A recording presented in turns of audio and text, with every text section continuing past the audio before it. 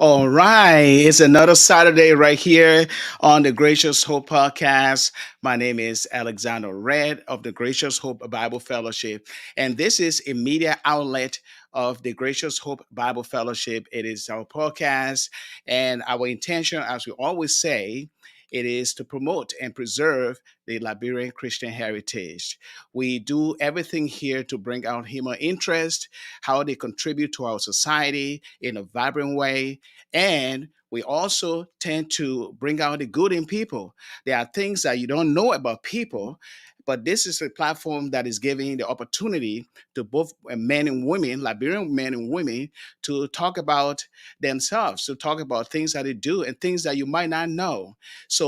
Today, the rise of Liberian women's power, the MacDella Cooper story, it is a story that is so intriguing for most of us or most of you. The rise of Liberian women's leadership is a cause for the struggle to gain equal opportunity and rights in politics and economic well being. Despite all of the setbacks, women's power and visibility continue to grow in our country. In a country where traditional politics and cultural norms dictate men as the predominant force in every aspect of Liberian life, women are still exceptional rather than the rule in the corridors of political power. And MacDella Cooper's story brings a refreshing reality of life's trials, faith, and the tenacity to rise above the fray. She is here to talk about politics, culture, faith, and everything within or in between. She is a political leader and leader of the movement for One Liberia, known as MOL. And as a political leader, she's also a special guest here today. We are so happy to see her. Unfortunately, my co host of this program, Reverend Suah Deddeh, is not in. He has some family issues, but we'll go on with the show. But before our special guest comes on live, we will take a little break. And please share this link, okay? Share this link with your friends, and so they can be a part of our podcast today. We will be right back. Don't go away.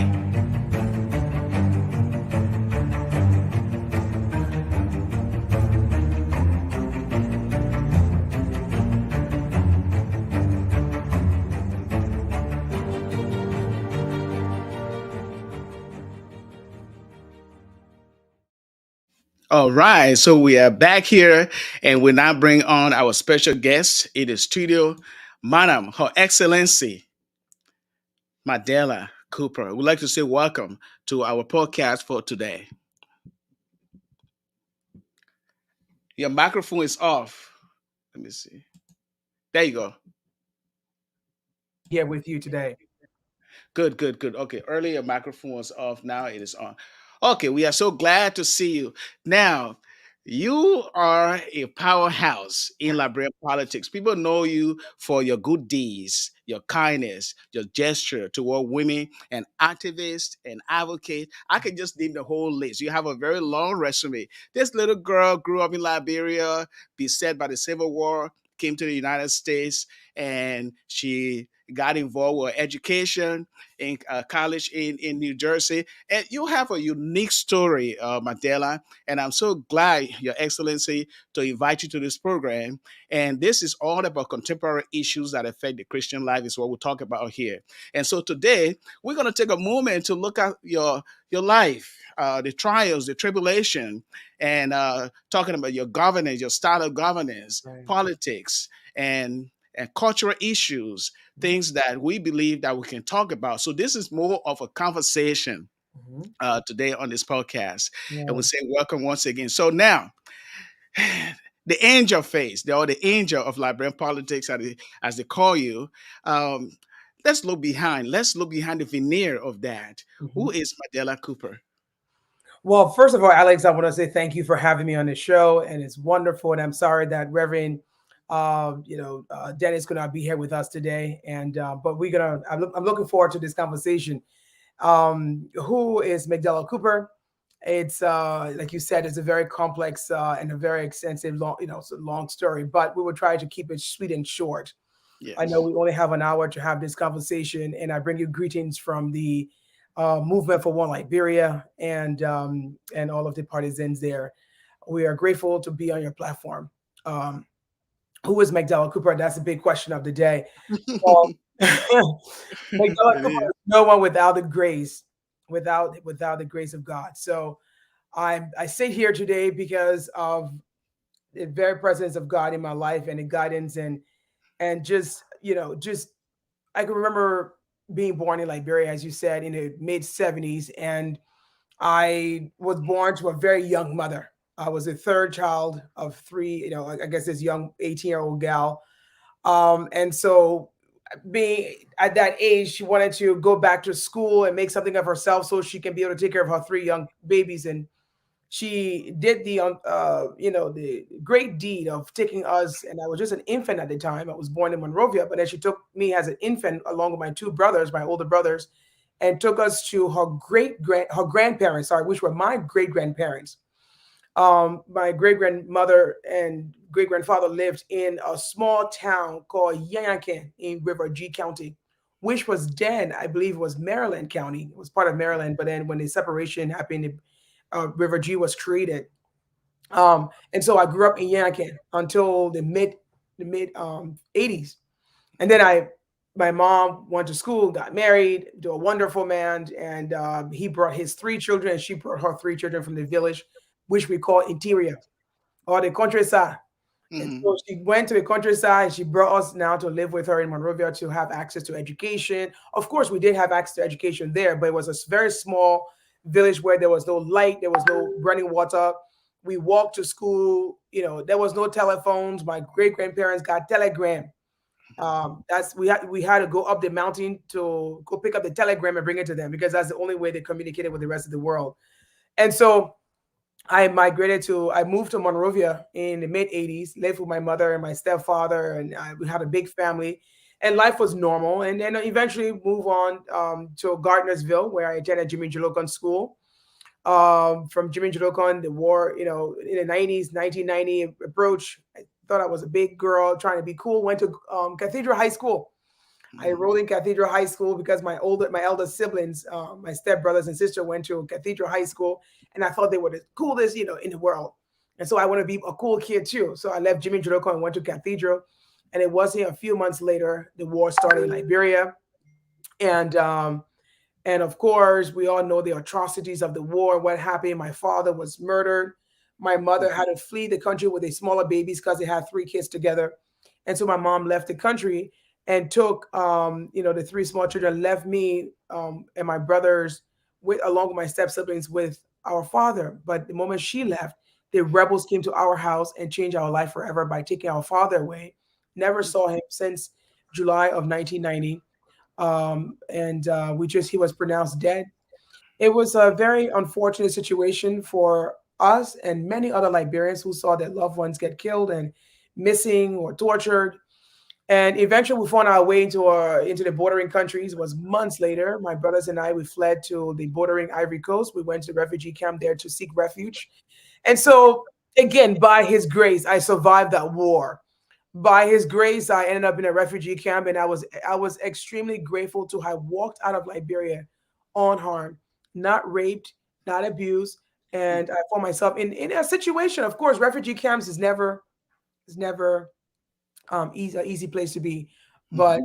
we were lucky to be there. Even if we didn't have food and water and access to the things we needed to survive, we were just lucky to be alive. And so um, we left Ivory Coast in 1993. We migrated to the United States. We reunited with my family and went to high school, university, and started to work for corporate America in the late 90s, early 2000, and took it on from there. And this is where I am today.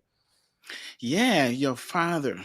Wow. Just Right, imagine how traumatic it was for your mom and you and the other siblings right. to see your father go unexpectedly. And Right. that trauma, how did your mom, you, and other siblings deal with that trauma? Well, we were in a state of survival.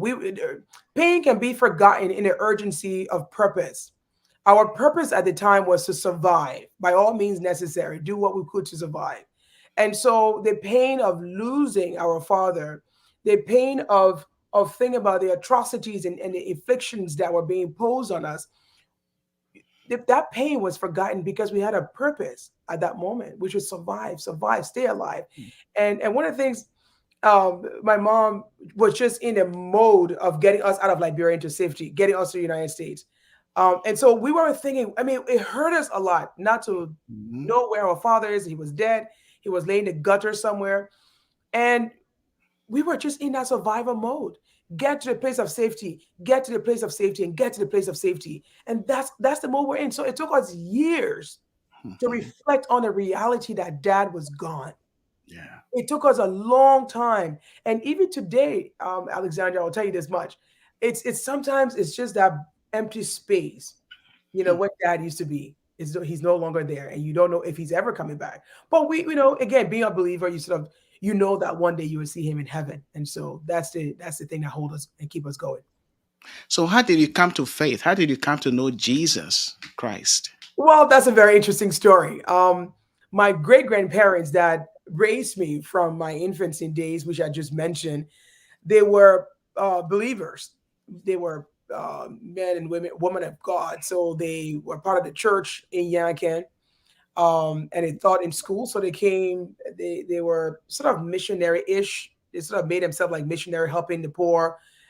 When I grew up, there were about 25 plus other children living in the house who weren't really theirs, but they were just caring for kids who they could care for, whether it was family members, children, or great grandchildren, or whoever. They just took a ton of kids into their home, and they said two things to us: we will beat Jesus and the book will beat Jesus into you and the book in your head. That's all we're gonna give you. We'll give you Wow. Jesus and an education. That's it. Don't expect hugs. Don't expect I love you. We'll give you a meal, whatever number of meals per day, a roof over your head, and the love of God. And with that come education. So that was my early upbringing. There were no nonsense. They were disciplinarians. They were like, Mhm. you gotta work, you gotta do your part, you gotta be educated, and you gotta go to church and believe in God. And so that was how I grew up. Wow. And knowing Jesus, knowing his life, his conduct, his character, how has that been applied to you personally to grow in a way that you see the world and forming your own worldview? How did it Right. have some impact on you? Well, it has had a major, impact in my life. And, of course, we're not going to dive deep into the testimony of how his grace has covered me over the years. But, you know, knowing the character and the teachings of Jesus Christ, I one of the things my great grandparents give me, yes, an education, protection, until the mid '80s when I came to my mom. But they installed in me the tradition of going to church on Sundays. So even when I was a young woman, living in the United States, I try to walk away from that at some point because you want to figure out how can you survive in this world being independent of this whole teaching of Jesus Christ. Who is this Jesus Christ? You saw every Christian, every person have that moment where they just want to know if they can figure things out on their own. And so you start, especially in the university years, when you start looking at other philosophies and you start questioning your own faith and things like that, right? You have these philosophers, these instructors that come and say, why do you believe it? And they start challenging you. Yeah. And then sometimes even yourself, you start trying to figure, hey, this thing I believe in called Jesus Christ, is it real? And then you start diving deeper into answering those questions. And I'll tell you this much: I was lucky enough to have found two great men of God, Ravi Zacharias, the Christian Yes. apologist. Hmm. Love Ravi Zacharias, listened to a lot of his teaching, and then David Wilkerson, who wrote The Cross and the Switchblade. Hmm. Right, I discovered David Wilkerson's church in New York City, and I became a member of that church. So I was under the teaching of David Wilkerson for many years. But look, there's nothing about the life of MacDella Cooper, the success, first surviving the Civil War, coming to the United States. That was a great privilege. Being a refugee in the ghettos of Newark, New Jersey, winning an academic scholarship when I was dirt poor and they didn't have $1 to my name to pay for college. I asked, I said, look, how do I go to college? And my principal told me, if you get a 2.5 GPA or higher, we will help you get all the money to go to school. I went to college for free in the United States, obtained a bachelor's degree, got a corporate job, made a lot of success in New York City, made friends in high places. I became a likable person, became very well known in my social setting, great deal of respect over the years. I could not have experienced all of those things without the mercy and the grace. Absolutely not, because there is nothing about MacDella Cooper that will be able to fudge that plan to say I'm doing it independently of my creator. And Mhm. so I today there is nothing in my life to success. All of everything I have is just by the grace, and I would not stop saying that. And so, um, and Evie, the idea of being a successful, corporate consultant in Manhattan, New York, Mhm. where we work with wolves on Wall Street. New York is a place where you go just to make money. You Yeah. sold your soul to make money. That's it. You just focus on making money. The whole idea of family, marriage, and thinking about your past doesn't exist. You are there to focus on one thing: is to become wealthy, have lots of money, friends in high places. But in the midst of that culture, I found myself in David Wilkerson Church every day. And in the Mhm. midst of that culture, I was reminded that this life was not given to me simply because I deserve it. It was Mhm. grace. And so the idea of creating a foundation to give back to those who also just needed an extended hand, right? That same hand that was extended to me that saved my life, that brought me to where I am, who I was. I had all these resources, access to resources. It just gave me so much compassion for my own country. Although I Mhm. experienced so much pain and loss in my country, it was by that same grace that gave me the audacity to say I'm going to go back and help. The audacity to go back to a place where the only thing I could remember was pain and hurt and Mhm. destruction and abuse and all of these things that no one would ever want to go face again because I have been removed so far from it. But it was great that allowed me to go back and say, how can I rescue as many young people as possible? And so I built the MacDella Cooper Foundation to rescue as many young people as possible, to feed as many as possible, and to try to educate as many as possible, even though they didn't know where that money was going to come from to obtain an education or even access to healthcare. So the MacDella Cooper Foundation focused on all of those things. Feed our people, clothe them, educate them, give them access to healthcare and housing. That was the purpose of the MacDella Cooper Foundation. And so in doing that over the years, serving and serving and serving and serving, I began to fall in love with this country and I began to see the problems. It was just there. And then I began to see the solutions to those problems as well. And so, um, Yeah, and so we'll get to those problems. We'll get to that's when the governance and politics come in. So we'll get to that. But you see, you kept mentioning grace. right. You know, a lot of people overlook how God is gracious and Mm, merciful, and like you said, humbly that yes, you don't deserve, but wow, yet God, because of His mercy and His right, infinite grace, here you are, and you right, were able to go through the deep waters. I right. mean, growing up with a father gone and your mother. Now, describe your mother. Who is she? Her character. I mean, what would you describe her to be? Your mother. My mom is a force to be reckoned with. I'm everything like my mother. The more I look at her, the more I realize I'm just a modern day version of her. She's very strong. She's a woman who has gone through a lot in her life.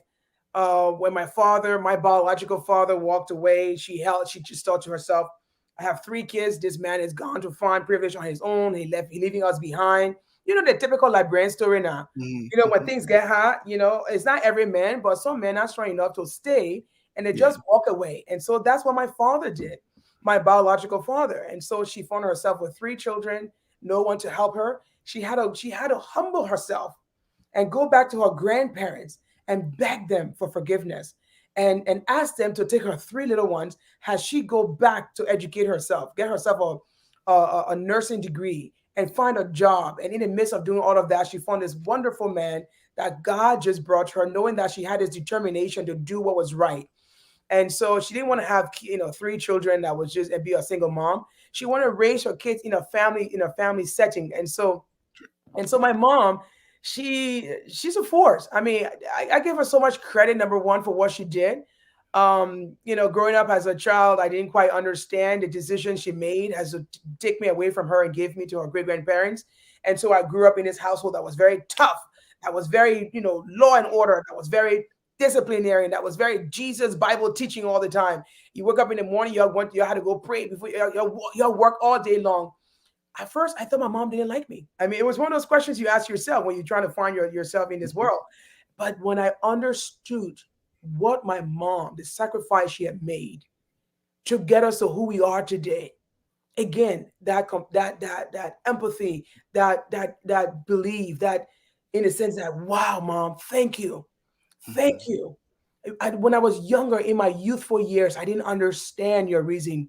But now that I'm a woman, I understand what a mother had to do to make sure her children were not going to repeat this cycle, the vicious cycle, right? And so we were all able to go on to do great things. My brothers are doing amazing things. My mom is, we all gather around her. She has 9 grandkids, and she cook for us all the time. She takes good care of my brothers, especially because she say, "You woman, you gotta do the work. You go cook."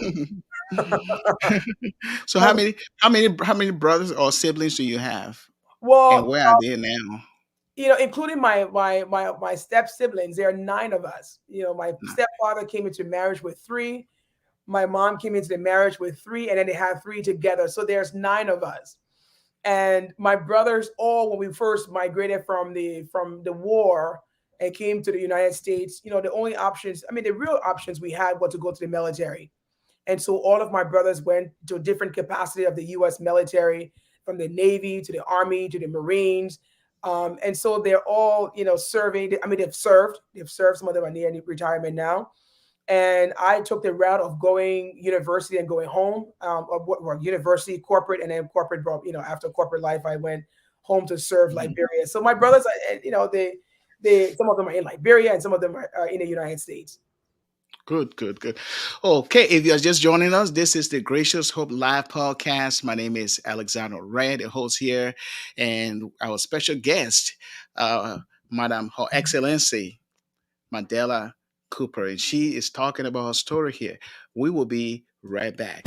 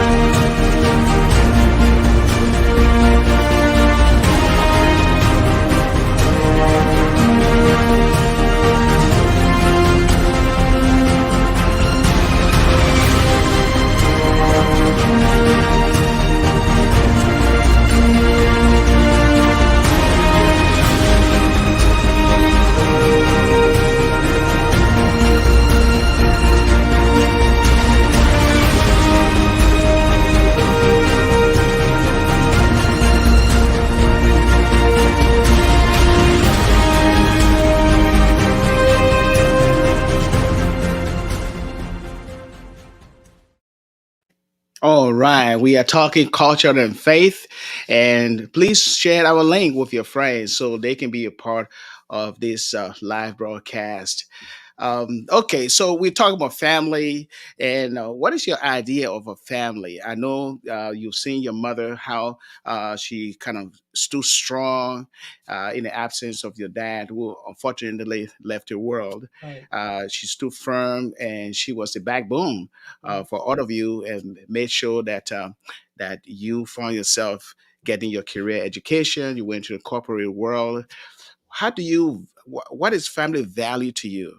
What, as a Liberian and also presidential candidate, may I say, Right. what will you tell people or those little girls who are listening to you right now Right. about the essence of family value and how that weaves into the Christian faith? Right, right.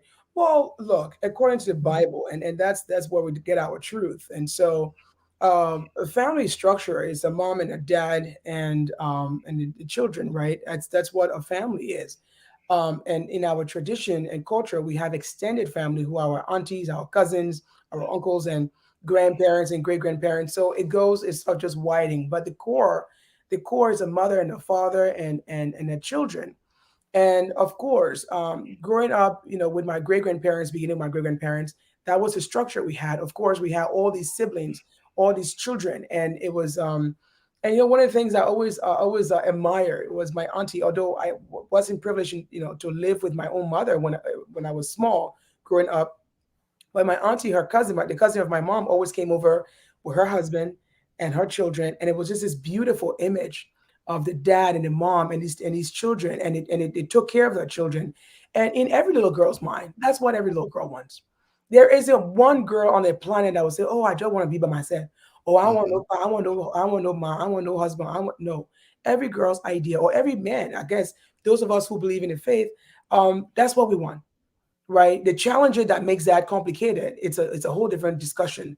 But that's Hmm. family right there, because you give the children the opportunity to grow up knowing that they're created in this form, they're created in this unit, and that's what starts. That's the birth of a nation. The family is the birth of a nation because the father's contribution in the children's life, the mother's contribution in the children's life, that's what makes a great nation. And Yeah. so, and when you see that structure and that unit is not there, you see the reflection of it outside our homes, in our communities, in our counties, and our nation at large. And so, and then of course there are a lot of reasons why you see, and I don't want to dive and go ahead of the game, but when young people have to grow up on their own without that protection in the early years, there's something that happens that shifts in their mindset. It either goes a stronger desire for that unit or Hmm. absolute anti that unit. And it all depends on the belief system of the individual and how impactful and how much they understand this book of truth called the first book of our lives, the Bible. And so that's what the Bible say to us. That's the first understanding we get growing up. At least for me, that's the first understanding. Hmm. And so, but long story short, so in my view, the family unit, the father, the mother, raising their children in a protective home environment, providing the meals, access to healthcare. Of course, the home becomes their security and education and transportation. That's everything the nation needs to build. Yeah. So the family, that little unit, just a man, a woman, and children is a nation, the birth of Yes. a nation. And I agree with you. The family is the building block of society, and we Absolutely. all would like to see a young girl or a young man coming up to have a sense of that unit because it is the building block of society. Now, Absolutely. looking at our culture, you left the comfort of the United States. You came here, graduated from college, and then went to the corporate world, and then you thought to go back because of where you experienced yourself leaving the Civil War during that time, and then coming to America, and then being open more to opportunity, the corporate world, and you wanted to give back. How could I giving back? So you left your home of comfort or comfort home in the United States and went back. Now, when you look at the Liberian culture from the time that you went back home and all the nuances of life events that have taken place in young women's life, we'll talk about rape, we'll talk about other challenges. How can you characterize all that is happening before you Mhm. and looking forward as a leader of Mhm. MOL? Right. What can you say the culture of Liberia is right now? Does it need to be transformed or changed, or is it degrading to a place where our moral fabric of our country is going down the drain? Absolutely, Alex. You ask a very profound question, and I will start from backwards and go forward to just how you phrased it. The idea of our country and where we are right now, our country has massively regressed over the past 5 years. No question asked. Our country has regressed starting from the civil crisis, and there was an attempt to bring this country back in the right on the right track.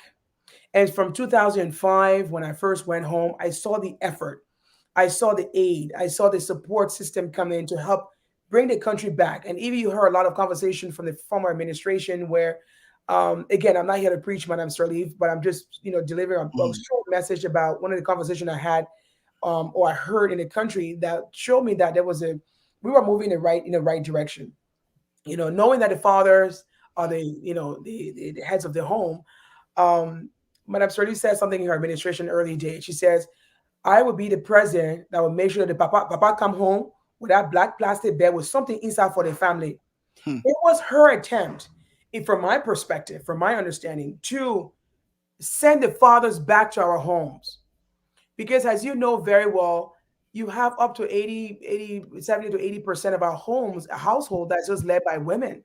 Mhm. The fathers are gone because when the war first of all wiped out a lot of the men, including my stepfather who raised me as his own.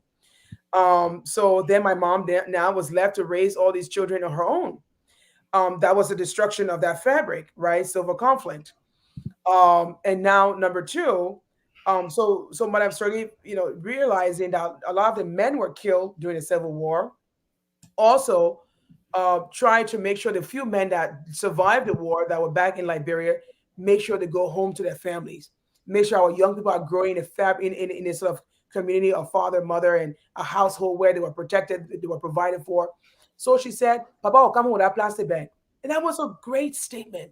It got the country excited, and people knew there was some hope coming so that the unity of that family can come back together. And that was going to bring the country back together Mhm. after the war.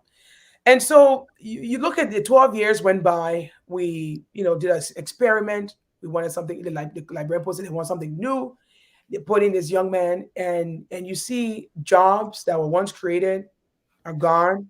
Once again, Papa ain't got a black plastic bag to come home with Mhm. because that the idea is that our men who are supposed to be the leaders in the home, when they don't have the resources, they feel embarrassed in front of their children. They feel embarrassed in front of their wives.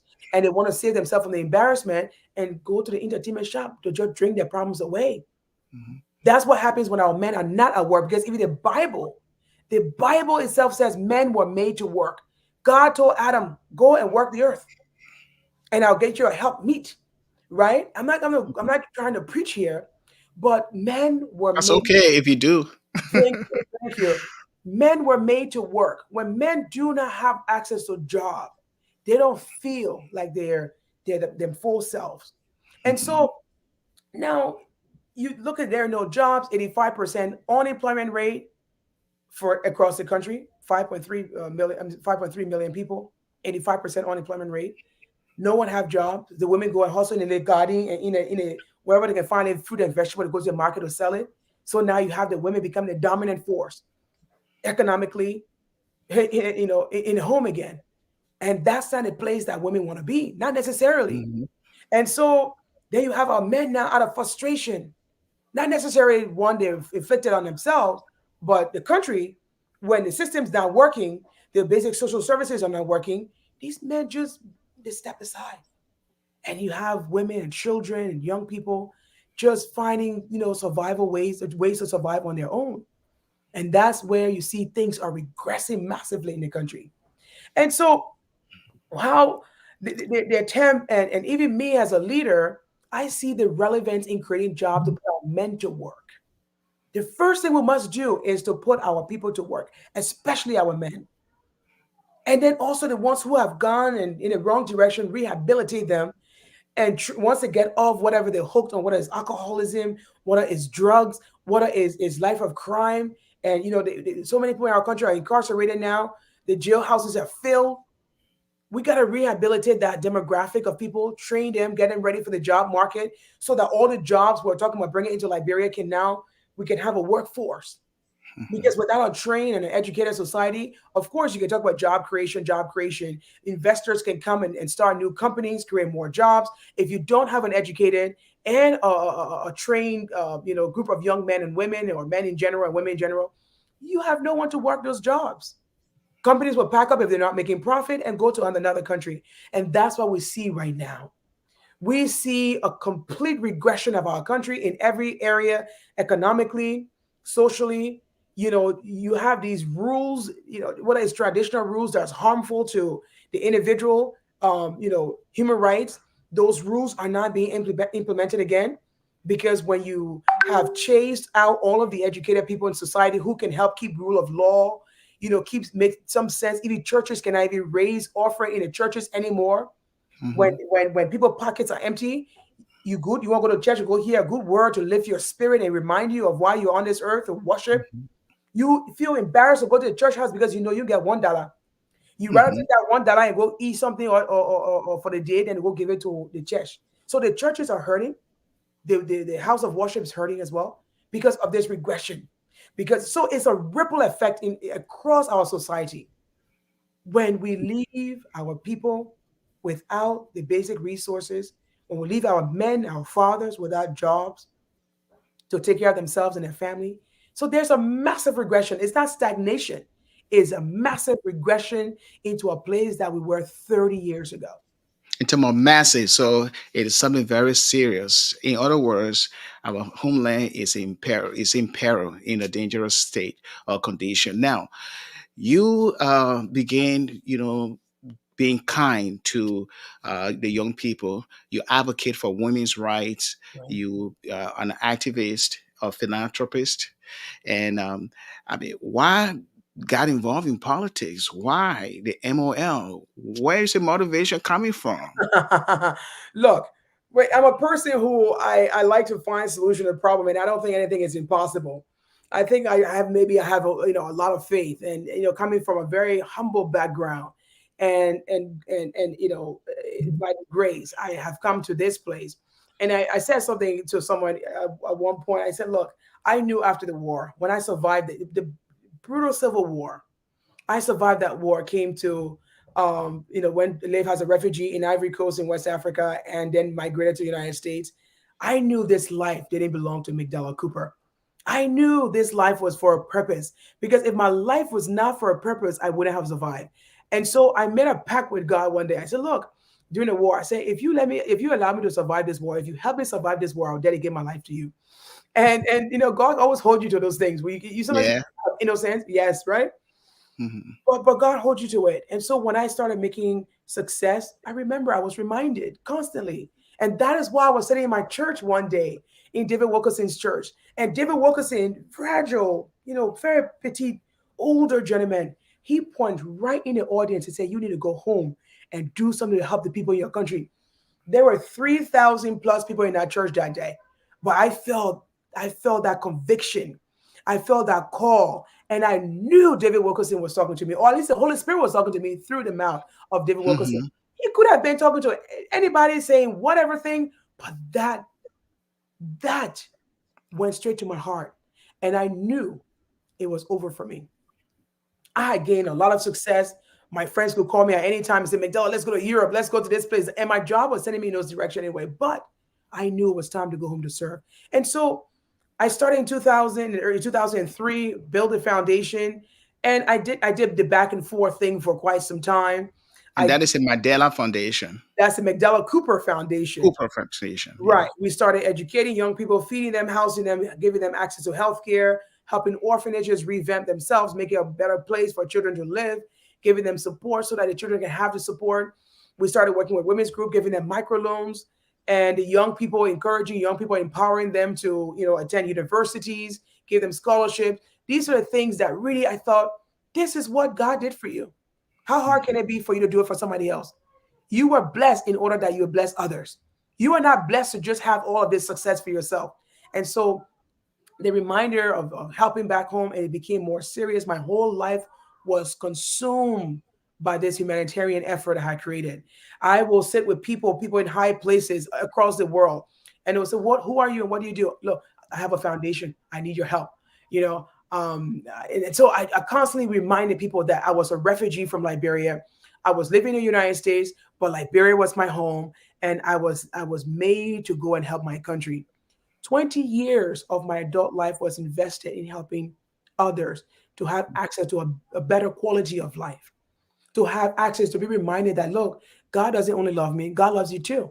And here is, because the good we do is not just for ourselves to say, oh, bravo, MacDella Cooper, good job. Mhm. But for someone to say, bless you, God, to give that praise, to give that, that worship and that glory. That if you do good to someone, sometimes it's better than even praying for them.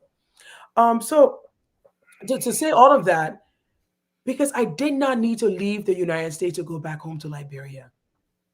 But I was never going to be happy in this life to know that MacDella Cooper had built this level of success for herself, and then to see my country and my countrymen and women and the children suffering. I will be a wicked person, and I know I'm not a wicked person. And so what was the grace that was extended to me? I had to extend that grace to my country. And so in looking at all of this, the years after working in a humanitarian sector, I saw the problems. I saw that, look, the issue of lack of healthcare, issue of lack of access to education, the issue of food security, good governance, job creation. If our government can create jobs for our people, give them access to basic social services. No one's saying free, but Mhm. access, affordable access to housing and healthcare, and all these things. Our people can take care of themselves. They can Mhm. take care of their children. One of the things I encountered after the war when I went home in 2005, I saw a slew of children on the street. And this is something I've never seen in my country. Because when the mother or the father are not around, the uncles, the grandparents, someone in the family will come and say, I will take this child and I'll Mhm. raise this child.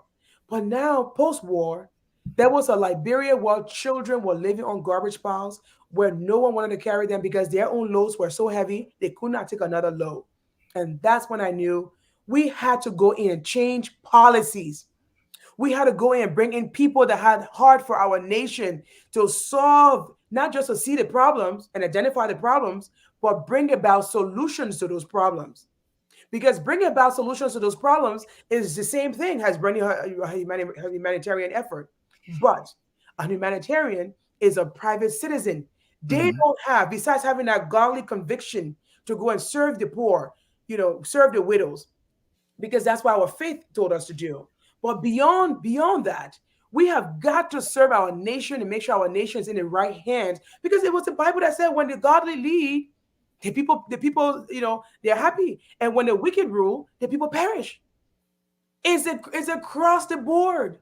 And Mhm. so we can be humanitarians, we can be good missionaries, we can be, but if we don't change the status of government, if we don't change governance and make sure there's accountability and people who understand rule of law, people who understand we must educate our generation, our next generation.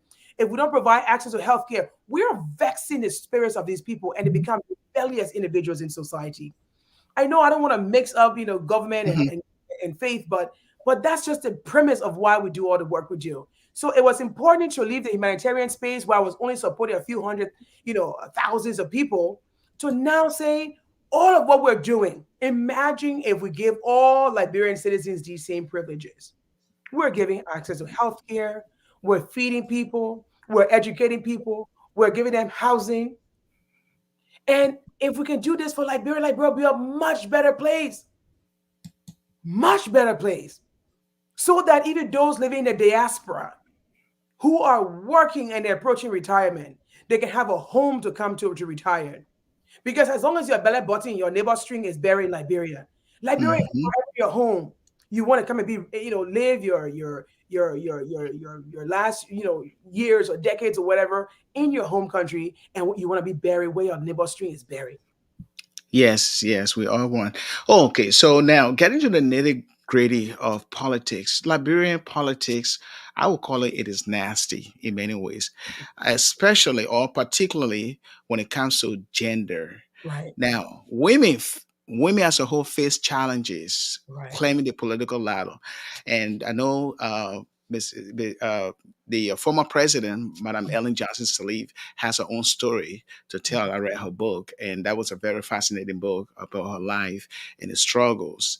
Now, what has been, or what have been your challenges, your struggles, your hurdles in the political arena as a whole?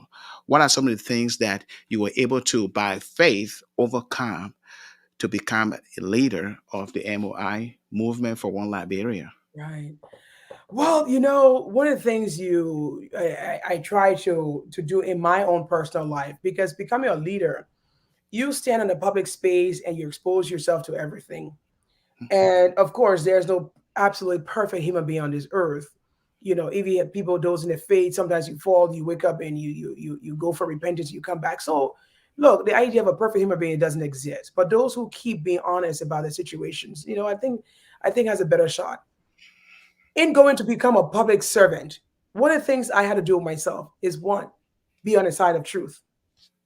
Be on the side of truth. And also understanding whose report will I believe about who MacDella Cooper is. I don't believe people's report about MacDella Cooper. I believe God's report about MacDella Cooper, my creator report about who MacDella Cooper is and what her purpose is in this world. Because as long as my purpose remains selfless, it is a purpose that's worth pursuing. And so I have a strong faith that guides me. I do believe in my creator and purpose for my life. And so becoming a leader is to give people a better shot in this life. What I wanted for myself is what I tried to give to people. I want to see Liberians, young people in Liberia, become better than anything I ever could become. I want to see the next generation of Liberia leading this country. And so to suggest myself to say, I'm going to become the next president of the Republic of Liberia is to do just that. Build our country, build an economy, make sure our young people have a future that they can look forward to, make sure our old people relieve this world in some sort of comfort, at least enjoy their sunset years. Those of us who are in our midlife, we should work hard to serve with honesty, with transparency, to create avenues so that people don't, young people don't get on boats and go through the desert to kill themselves. We want to create a Liberia that works for our people, for Liberians, because that is the country of their citizenship. You can't build a country where people are so unhappy they have to flee to other countries. And so, suggesting myself, one, I know who I am. And so, even if my opponents try to say, this is who MacDella Cooper is, I know who MacDella Cooper is. I'm sorry. I know who I am. So, Mhm, that we look, because like you said, being a woman in politics, people will constantly try to put you down. mhm, But you cannot bring something down that you did not create. You cannot. So, I already have made peace with that. And by his grace, I stand. And he's the one that got me standing on this platform. No one put me here but the grace. And so you cannot move me. That's why I keep forging forward with my belief and my faith and my strength and the little knowledge that I've been able to acquire on this earth through, again, once again, free education because I was too poor to acquire, to pay for mhm, education. So they can say, look, anyone, my opponents can say whatever they want to say, but they're making noise and they should be focused on let's work and build our country, not focus on who MacDella Cooper, who they think MacDella Cooper is. And so I don't listen to what people have to say about who I am. And so women that come into the political space and are too afraid, it's because maybe they might want to go in their prayer closet. And like Jacob did, when God was about to change him into a nation called Israel, he said, I will wrestle with you. I'm not leaving until you bless me. And so when you come on this scene, you know you're going to tackle things that people don't want you to expose or tackle. You're going to have opposition on your neck like no one's business. And mhm, so you have to come in with a strong faith, know who you are, why you're here. So no one can easily pull a carpet from under you. Right. And it's not a child's play because being a leader, when I created the Movement for One Liberia, I have been on two political party tickets.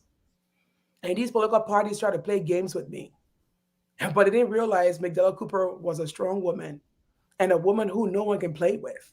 Before they knew it, before they knew it, MacDella Cooper was in another direction. I finished the 2017 election successfully. Of course, I didn't get the win. I became number 7, neck to neck with Mills Jones, the former governor of the central bank. And today, I'm one of the most important voices in the country. That's not a person you can easily take down. And so I would advise any woman coming to this space like Madame Sirleaf. It took Madame Sirleaf 40 years of her life. Yes. Yep. 40 years. Unfortunately, McDella Cooper not gonna do it in 40 years, but we're gonna leapfrog to this, and do this thing by 45. Obviously, you're still a young woman, given your tenacity to challenge the political system and to have um, equal opportunity at the table Right, as a whole, for not just for yourself but also other right. women. That's And right. obviously, only our Creator can define our destiny and who we really are, not the enemy. That's right. And looking at the political arena as a whole, you have been very critical. You rail against nepotism, Right, or would I say, uh, those who are close to political leadership to be placed in strategic job positions. right, You believe that we should have a um, a merit system where if you're qualified, right. yes, you can take that position, and you just want each Liberian to have a fair share. You That's right. know, equal opportunity for employment, job, salary, and yes, it is an uphill battle for women as a whole, and of course. A woman will have to stand up for herself in every way, but they look up to leaders, Right, leaders who can encourage or motivate them to take that step. right, Now, here you have your statement for your movement for One Liberia MOL. Mission is to provide democratic rights and civil liberties to every Liberian, especially the underrepresented, right, women, youth, physically challenged, and I believe the rest is down there. I can't even see right. it. Other minorities, right. Okay, explain that to me. I know there's a whole lot there that I can ask a lot of questions, but Right. we are running out of time. So, Mhm. but explain to me in a nutshell what MOL represent. Why one movement? Is it about unity, or Yes. what is it about? It is about unity. We have a country, a beautiful country, very small, 5 million people, beautiful, beautiful, 15 counties, 16 tribes. But we are one Liberian. We're one country. We cannot be divided. The future of Liberia depends on our first of all, it says in unity, success is sure, right? That's part of our symbol. In unity, success is sure, and it's also in our anthem. And so we cannot survive in this country if we're divided as a people. This is not a Congo man Liberia. This is not Congo, Congo man Liberia or native man Liberia. This is the Republic of Liberia. And so for me, it's the beautiful thing about celebrating who I am as a Gribble woman. I let my pamato, but I also respect the Lufadians. I also respect the Nibadians. I respect the Basonians. I respect everyone in between because that's what we are as a citizen of this republic. We have every right to respect and celebrate our traditions, our tribes, but at the same time, we should understand that the next tribe has the same right as we do. And so we must protect each citizens of this land. And as a leader, I could be a Gribble woman, but I'm not there just to serve the Gribble people. I might be a woman, but I'm not there just to make benefits and to create a country just for women. I'm there to serve every citizen of this nation, even those who vote for me and those who don't. And so the Movement for One Liberia was created to start that agenda. And as you can see, we have a major problem across the country in our three branches of government. Three branches of government. The House of what, the upper and lower house, Mhm. right? The legislature. They have, out of 30 senators, we only have 2 women. We had to fight to get those women in the seat. Hmm. We shouldn't have to fight. Liberians for all Liberians, men, women, young people, everybody has to have a space in this country. And this is not a kumbaya sort of conversation, oh, okay, everybody own a piece. No, we must be conscious about people's human rights. And so you have the lower house of representative, the lawmakers. You have about 73, and you have only about 8 women. Why so many men and few women? And women bring a different dynamic to leadership. Women think about the family unit as a whole. The kids need education when there are decisions being made around national operating budget. The women will come and say, we need education for the children. We need hospital for our citizens. We need safe roads, not just roads the fast cars then, but we the one who driving the van with our mind, our power, and the children there, we need road safety. Yeah. And so we need women come with a different dynamics to the table. And the idea of Liberia excluding women political representation and participation today is at 9%, compared to a country like Rwanda that was in crisis at the same time we were in crisis. Rwanda has 63% female political representation and participation. Look at the disparity between those numbers. Why Rwanda and not Liberia? We have trailblazed and we have been the first of many things in Africa. Why are we so behind with 9%? And we are predominantly a Christian country. I know the Christ we serve believes in human rights, believes in equality. Jesus was an equalitarian. He was an equalitarian. Jesus wanted the rights of all people. Jesus hung out with people from different walks of life. And women supported his ministry. Oh, I was just about Women. to say I got that. a lot of passages, a lot of women supported his ministry, were Of part of his course. ministry. And very strong, opinionated women as well, that will oftentimes label different things, but we'll leave that discussion for another time. But so the movement for One Liberia was established to give women an equal platform to run for office. And we just for the past few years been fighting to adjust the law because women were not getting on the ballots. And when you look at the sort of chronological order of why women were not getting on the ballots, it was because political parties were not submitting women's name on the list of candidates that it was submitting to the election commission. And so when we look at what was going on, women were not on the executive meeting committees of these political parties. Every political party have a structure. It's almost like a corporate firm. You have a board of directors. In political parties called the executive board members, right? So they were oftentimes, these parties were created by men. They were ran for men, and men they didn't feel a need to bring women into these discussions. They consider it traditionally, that men talk, now women talk. But these are the political parties. They're just the embryonic stage of what government looks like. As I talked about earlier, the whole is a reflection of our country, of our society. The political parties is a reflection of the political life of the nation. So what happens in the political party level is what goes into government. Now, I created Movement for One Liberia because I wanted to see an executive committee that reflected what we wanted to see in government. You have to have both women and men on the executive committees. When you don't have women making decisions in the political parties, women name will never reach a paper or that list of candidates that go to the election commission. So what the Movement for One Liberia was created, and we have a chairman. First of all, you have a female political leader. Then you have a chairman, you have a co-chair female. So the co-chair the responsibility of chairing this party on the board. You have a youth chair, and we don't have youth wings. We have youth chair, and the youth chair sit on the executive committee to be part of the decision making. We have a disabled wing, both men and women. So we had to change some things that we saw that most political parties were struggling to do. We are the first one that came in, and now we have a party like Unity Liberty Party that now doing the same thing, calling for 50-50 across the executive board. So you see, you have to be the trailblazer, and then eventually good people will say, yes, you know what? That might be actually up to something. We should have a reflection of what we want society to look like. Both women and men and disabled and the youth should all be at the decision-making table of every political party in the Republic of Liberia.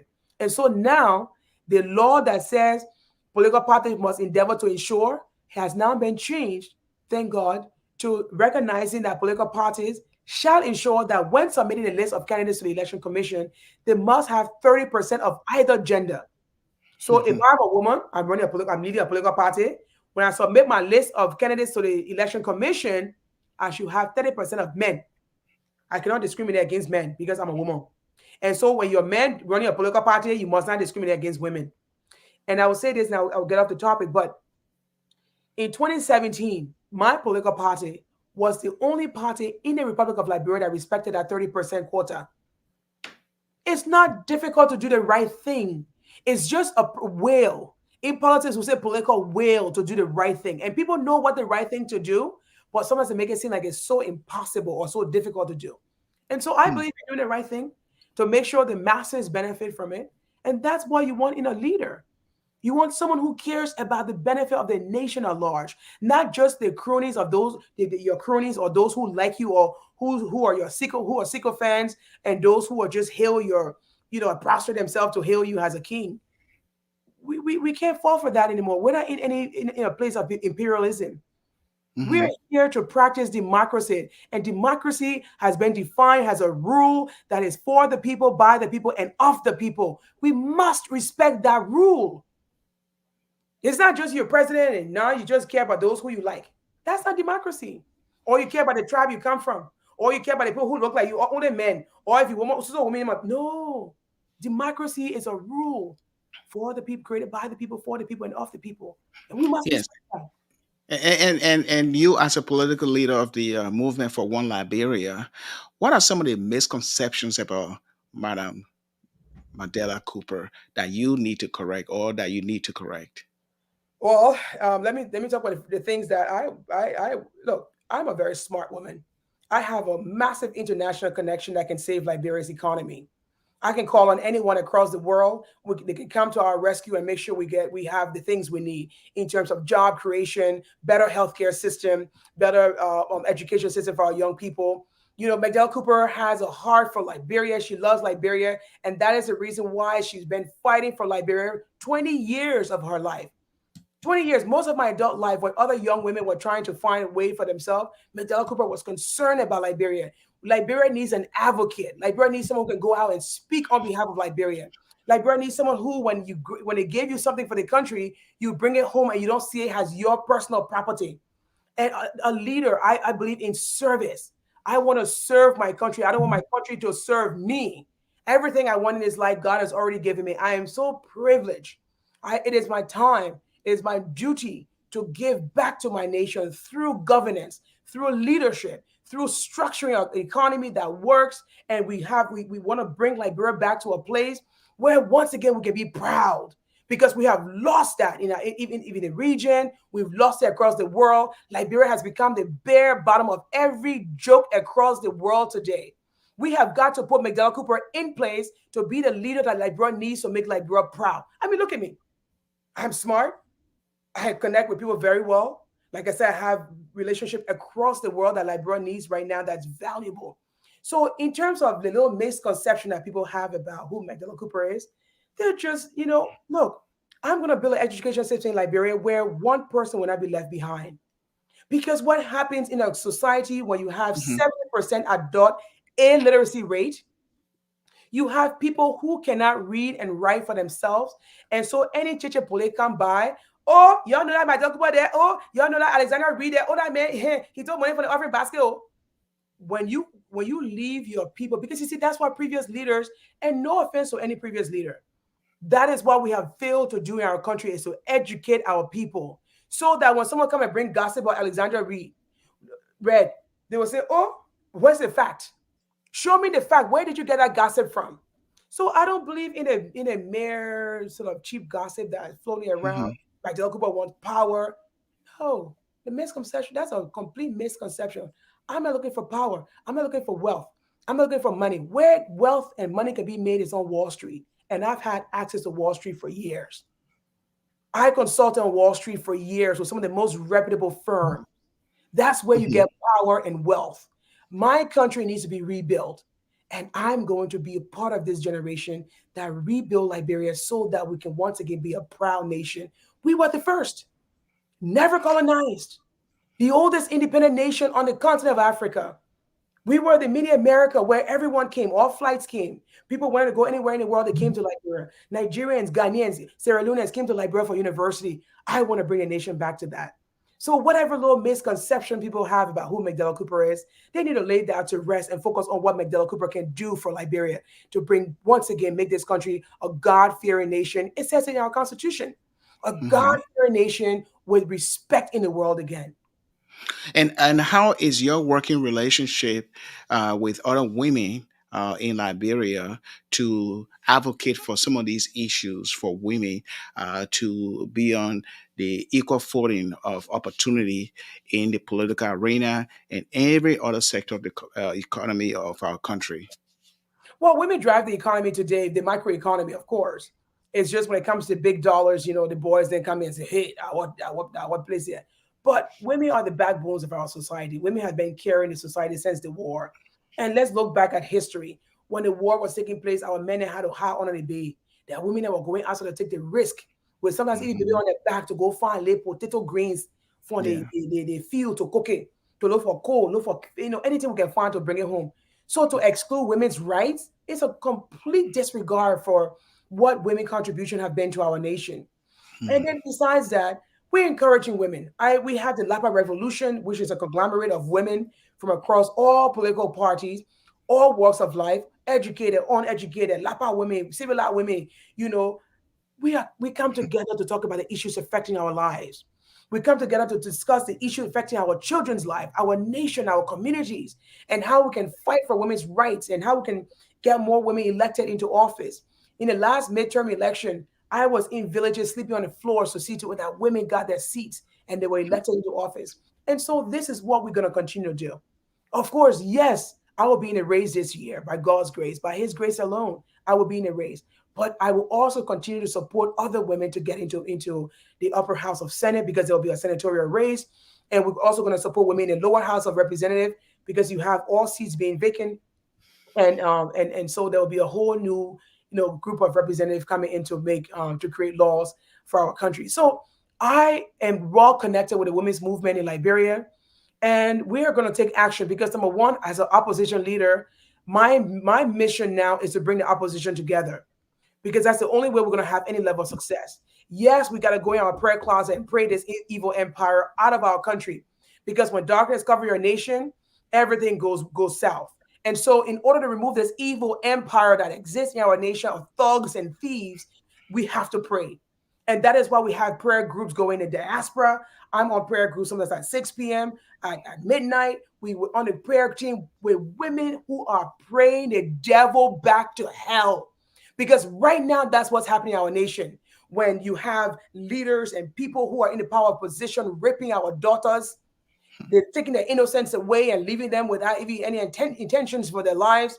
You have people sodomizing our little boys, our sons. You having our young teenage boys now. You want to have jobs in the bank. They have to become someone's lover.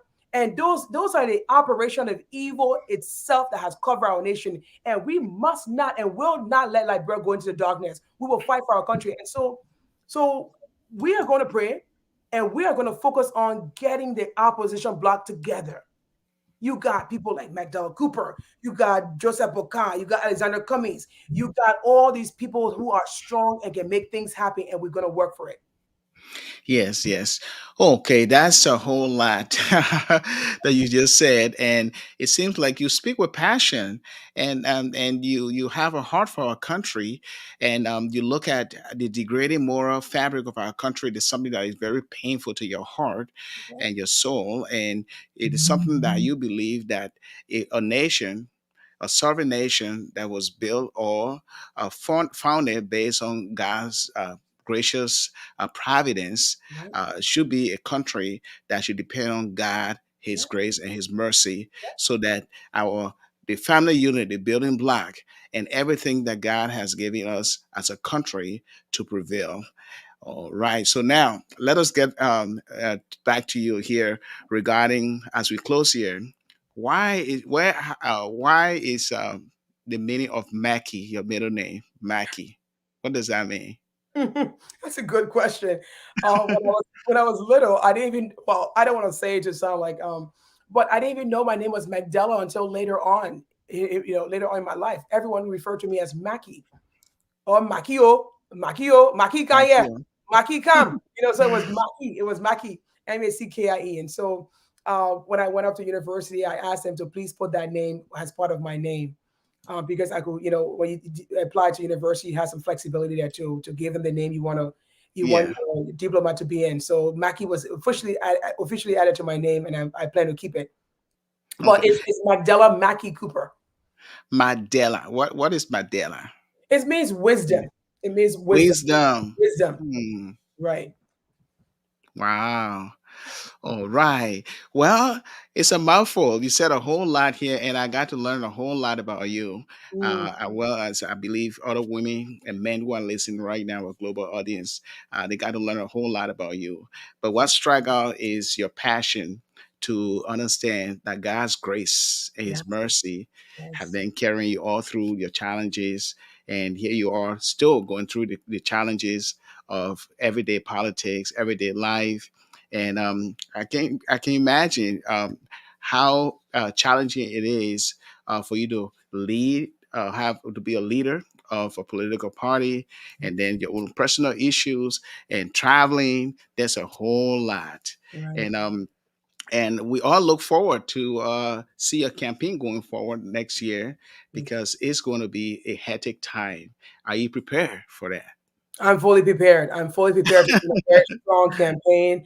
We're working Mhm. with a team of international, regional, and local experts to bring about to bring about the change that is desperately needed in Liberia at the moment.